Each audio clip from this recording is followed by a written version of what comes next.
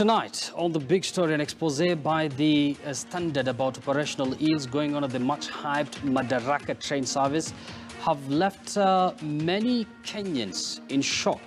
Now, stories of Kenyan workers being treated like slaves and being denied knowledge transfers by the Chinese, who have since 2016 been operating the SGR trains. KTN News reached out to some workers at the SGR, and they corroborated the shocking story. According to the people we spoke to, the disparity between Kenyan and Chinese workers at the SGR is just too apparent.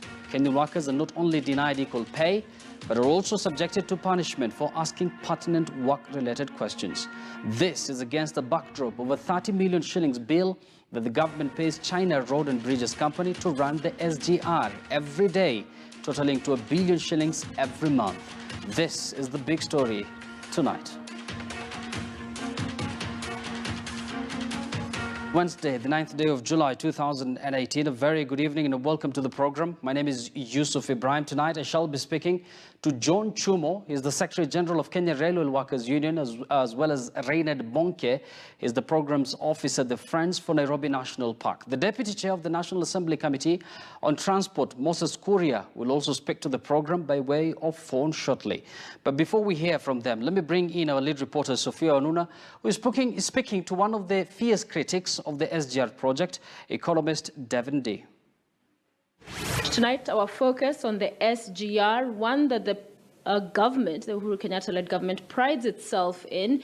Over 400 billion shillings so far going into that first phase as they prepare for the second phase. However, as the government continues to tout this as a game changer for the country, there are those who are not convinced. And one such man is economist David Ndii, who since 2014 said this project, this huge infrastructural project, is simply not viable. It does not add up in as far as returns, and it's having the impact that the government says it would want it to have. And he joins me now to have that conversation because we keep hearing there are more cargoes now, there are more trains, more people are being ferried back and forth, that SGR is working for what the intended purpose was. But you don't buy that, do you?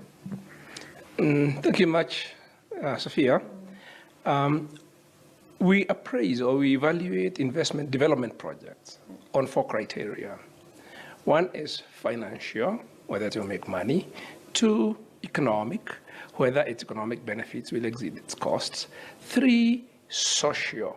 Social means whether it promotes equity most of the time, but there are other factors as well.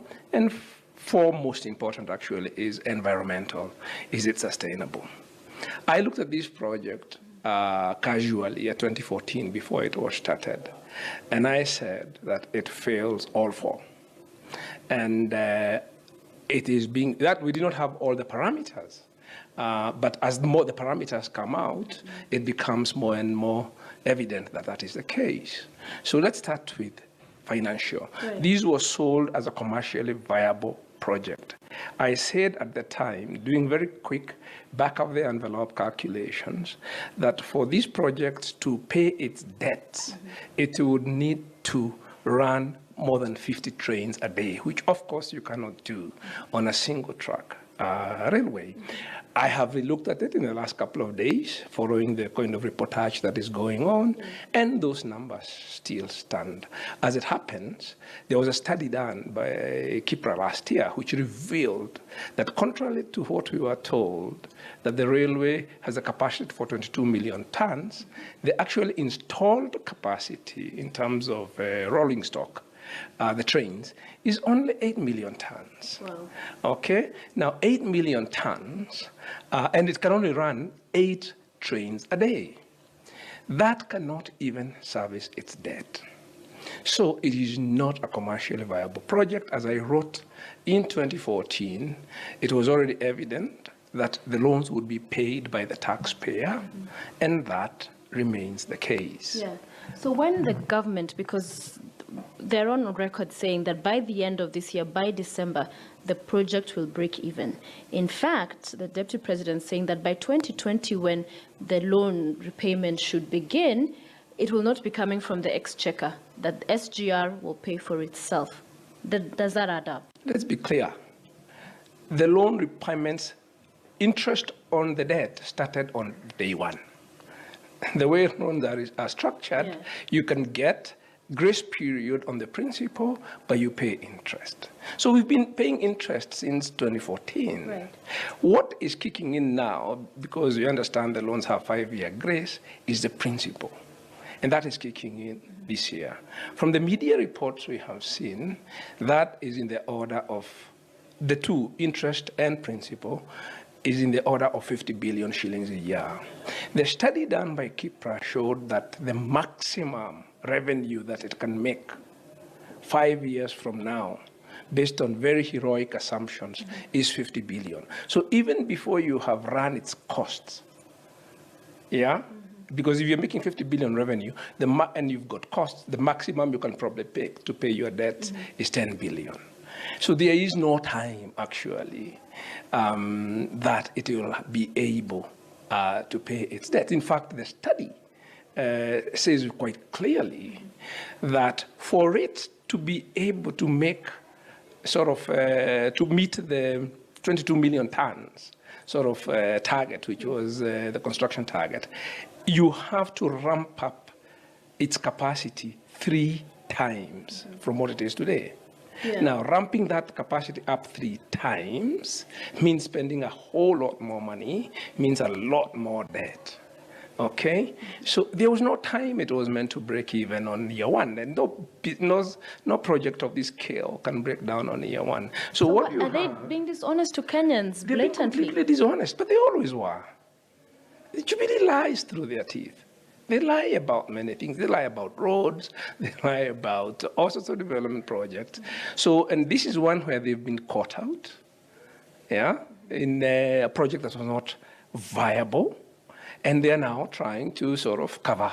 They're just being flippant because they don't want to answer the questions. So when you talk about expansion, does that compound an already dire situation in your view, or does it alleviate where we find ourselves as a country with this infrastructural program? Listen, the railway has a capacity of 8 million tons of cargo. Right. Now, 8 million tons of cargo is already what our transit cargo is to the hinterland countries, okay, Uganda and Tanzania, Uganda and Congo and beyond. What that tells you is that you cannot carry domestic and transit cargo at the same time, okay? If you make it, if you expand it and it goes into Uganda and onwards, it will only carry transit cargo from Mombasa. So inland cargo, Nairobi-Mombasa cargo, Mombasa-Nairobi cargo, will be either back on the road or you have to upgrade the old railway, but it cannot do both. So once you expand it, once you extend it to the hinterland, you take it out of our local equation. Then the question you have to ask, why should we spend 800, almost 1 trillion shillings to build a railway for Uganda? Because it will only be carrying cargo for Uganda and DRC. So, and then if it cannot carry both domestic and transit cargo, why extend it? So that the extension argument is, the other thing is that we actually do not have the borrowing capacity. You have had now, as I've said for a long time, that our debt ladder has run out of rungs. We actually don't have the headroom to borrow that kind of money anymore. So it's even a moot point whether we can actually finance its expansion. Correct.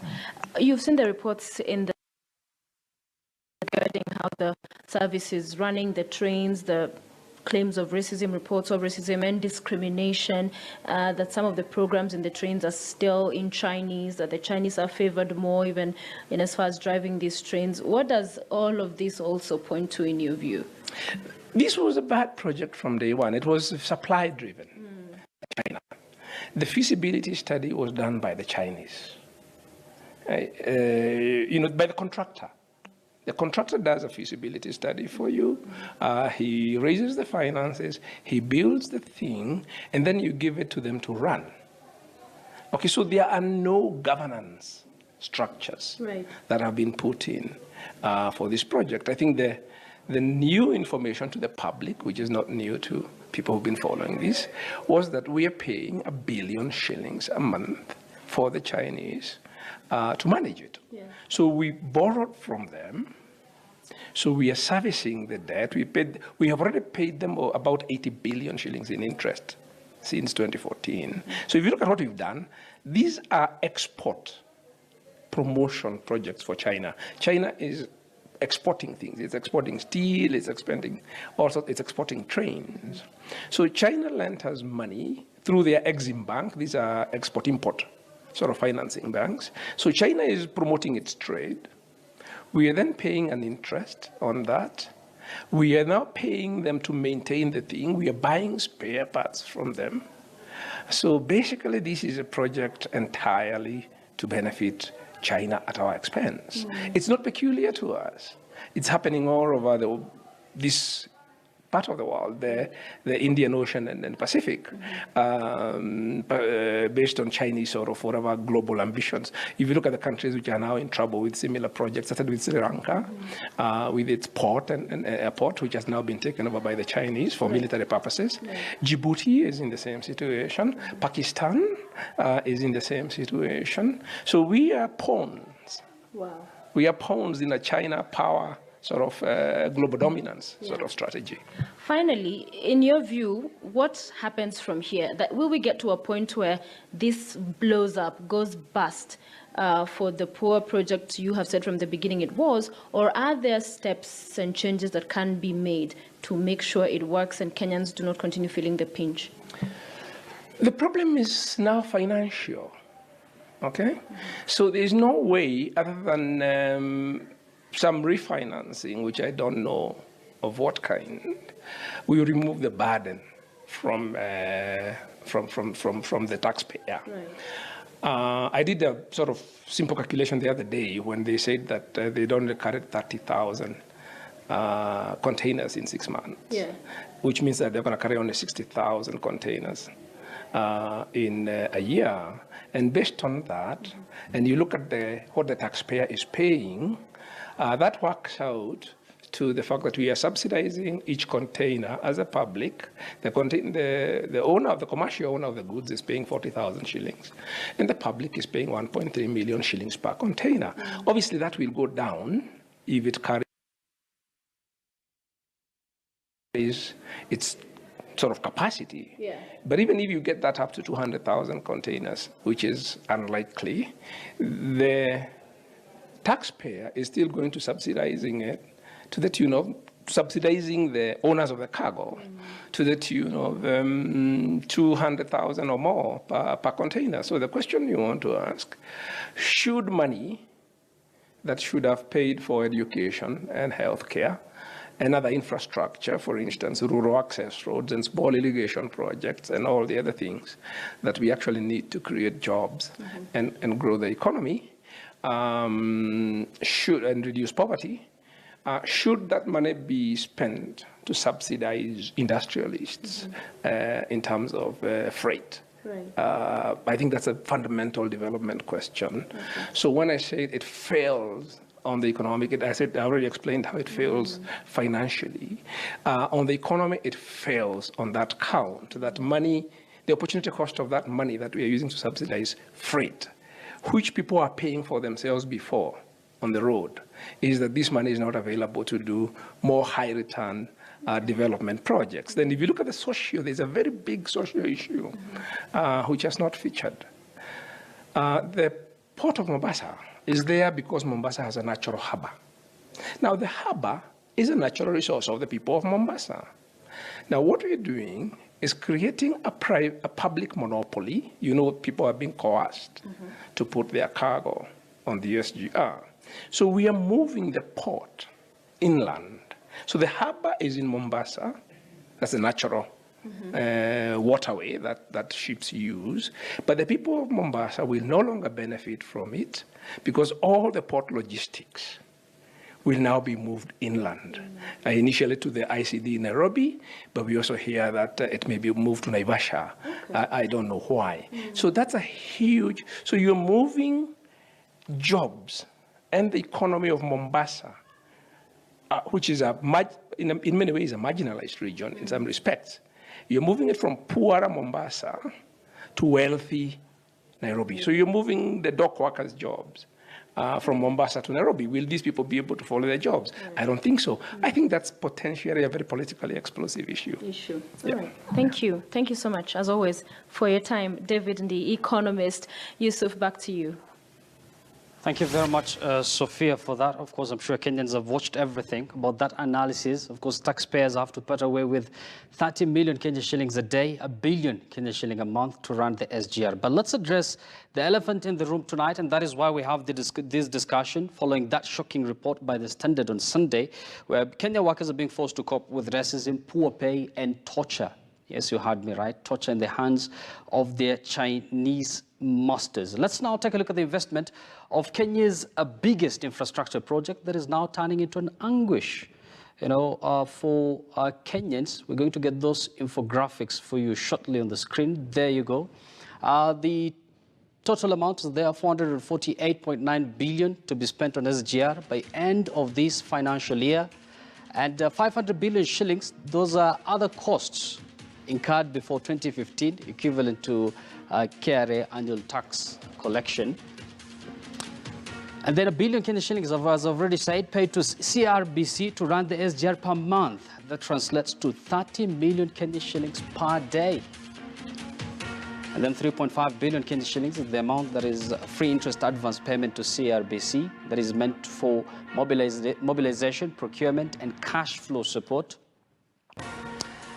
And then over to the issue that we've been talking about, pay disparities between Kenyan and Chinese workers. Some Kenyan workers have been fired, more Chinese to replace Kenyan staff.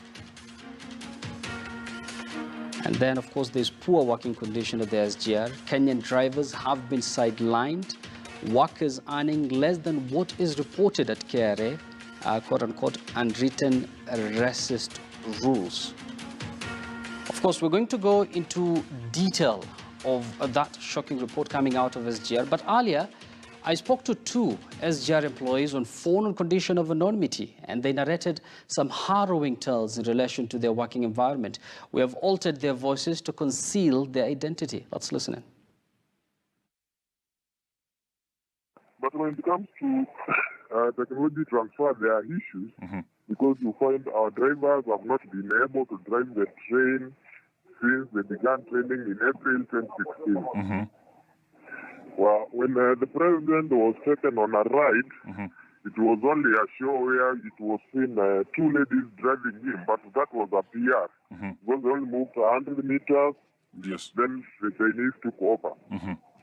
So as far as we are concerned, even to date, there's been no Kenyan train driver was taken the wheel.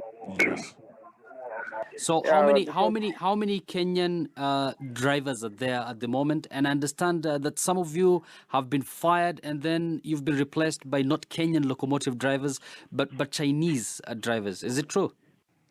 Yeah. The Chinese drivers, the Kenyan drivers just sit there and watch. Have they made any explanation with regards to that? No, they don't. You know, this is an organization where you don't question. And in most cases, when you question, you are fired. Yeah. So like, they are trying to conceal so much. Like, there's a time a train stalled at Kibwezi on the way to Nairobi. I don't know whether you are aware about that, a passenger train. Yes. And then our freight train locomotive came to pull it out, but when it pulled height out and was taken to Nairobi, the engine was supposed to be done an overhaul. Then our Kenyan technicians there were not allowed. After the guys were told to go off duty, then when they came back, they found that the Chinese had repaired the engine. This, to our understanding, was meant to mean that our guys should not get the knowledge. What kind of punishment do you undergo whenever you disagree with the Chinese workers? It depends on the Chinese. Some will give you, like, you can do press-ups, you can lie on the ground, such things. Others will tell you, go off, and then the day is not paid for. So it depends on the supervisor. But a punishment has to be done. That is an assurance. And this is happening in Kenya? this is happening in Kenya. Have you reported this, or have your colleagues reported this to any relevant authority there, and have they acted perhaps? It was raised with the Kenya Railways, and at one point, this question was sent directly to the MD, Atanas Maina. But what he said is that if we felt that wherever we came from was better, then we should be there, not at the SGR. So we were wondering who is there to defend the Kenyans. How many of your colleagues have been fired so far? Can you have a rough picture? I think we have about 20 guys who have been fired so far. Yeah. Please, can you just maybe talk us through about the pay? Because I understand that you do similar jobs with your colleagues from China, but at the same time you're paid less compared to them. How true is that? Yeah, that's true. Because a Kenyan would get, let's say, like around 40,000, whereby the Chinese getting 180,000. But when the Kenyan is getting the 30,000, he has to pay rent. He has to use transport. But on the other hand, the Chinese is given accommodation, is given food, is given transport, his clothes are washed. So if you work overnight, then you have to go home in the morning, no transport. Then you are so tired, you have to go and prepare your food. You have to get your transport. But on the opposite, this guy just walks to the house, his food is prepared, and his clothes are washed by somebody. So you see, there is discrimination. They are better treated than us Kenyans. So the SGR aside, that is the shocking report I've been talking about earlier. And of course, just a recap of what those workers at the SGR talked to them earlier. And this is what they're saying. The Kenyans are not allowed to use cafeteria or to use Chinese tables in the cafeteria. They're not even allowed to share vans with the Chinese counterpart. And apparently at the moment, there are about 40 trained locomotive drivers from Kenya. But up to now, their job is just to sit in the cabin. They're not allowed to drive. And I've talked to another SGR staff. Let's listen to what he had to say. In fact, wao smoke, unajua wao smoke. Ndio. Sasa unajua hiyo kama unaingia kwa train uone ama picha. Nika room tu hivi eh. Ndio. As in hiyo mtena akismoke. Atafungua dirisha.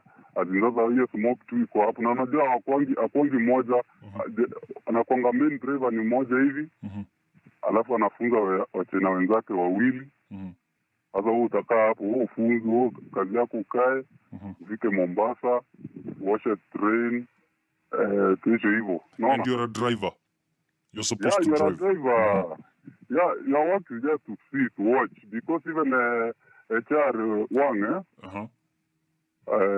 alituambia, you Kenyans, I don't see why I pay you a lot of money, because your work is just to sit and look. I have nothing to pay you, because sasa nawalipa ambaye kulipwa na hii kazini haiko hapa, ni kuangalia tu mbele, ni joyriding, badala alisema joyriding, tuko joyriding. No, what I mean is, huyo mtena akismoke, uvae kuuliza.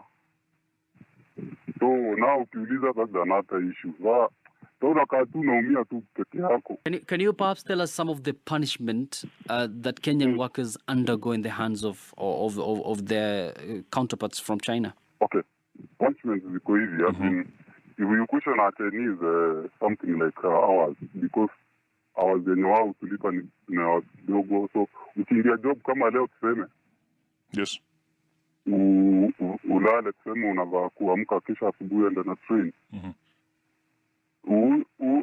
Utawahi uliza kwa nini unalala. You have to sleep, uamke kesha asubuhi. So when you try to ask your hours, zilienda wapi, nilikuja kazi nikareport, ni aje inakuwa sina hiyo masaa.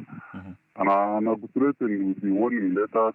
So what you do, make sure wale watu huo ongea sana, hawa ndio anazima kwanza. Anakupea warning letter, na anakuweka bila gari, yani utaipata masaa mingi ushinde wengine, you know. Yani frustration anakuonyesha ni zile azini usikue comfortable, na ana make sure trades zake amekupea kabisa ndio usipate chance hata ya kupumua. Ebu utuambie, wakati mnatumia van, when you're using their van, apparently you're not supposed to share the van with any worker from China? You can't.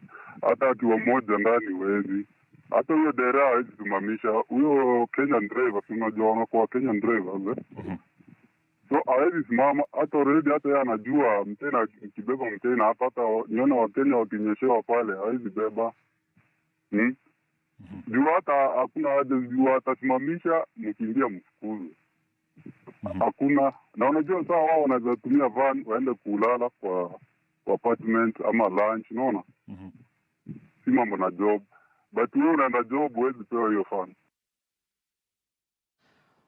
I think you've heard the harrowing experience of some of the SGR staff there. That is, for lack of a better word, utmost racism. You've heard that the moment that Kenyan locomotive drivers have been outnumbered by those from China, with 50 of them from China compared to just 38 drivers, local drivers. So the question is, are these individuals even being vetted? Because they're basically doing the job the Kenyans can do. And we've tried to reach the Kenya Railway Managing Director, Atnas Maina, by way of phone. We couldn't reach him. But I'm going to speak to Moses Kuria, who is the Deputy Chair of the National Assembly Transport Committee, shortly.